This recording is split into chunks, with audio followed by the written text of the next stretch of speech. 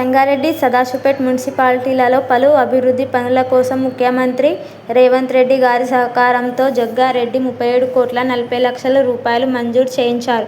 ఈ అభివృద్ధి పనులకు సంబంధించిన అర్బన్ ఇన్ఫ్రాస్ట్రక్చర్ డెవలప్మెంట్ ఫండ్ కింద నిధులు విడుదల చేస్తూ ప్రభుత్వం జీవో విడుదల చేసింది. సదాశివపేట మున్సిపాలిటీలో పనుల వివరాలు: సీసీ రోడ్లు, డ్రైన్ల నిర్మాణం.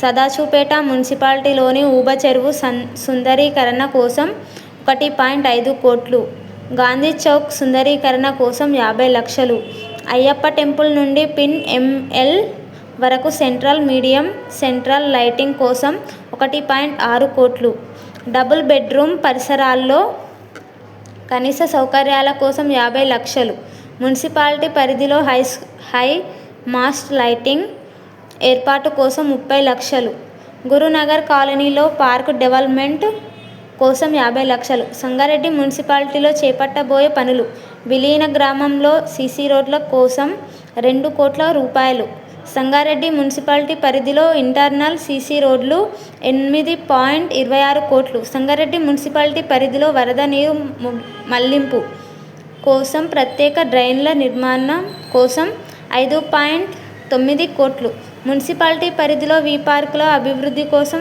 1,35,00,000, సంగారెడ్డి పట్టణంలో షాపింగ్ కాంప్లెక్స్ నిర్మాణం కోసం 2 కోట్లు.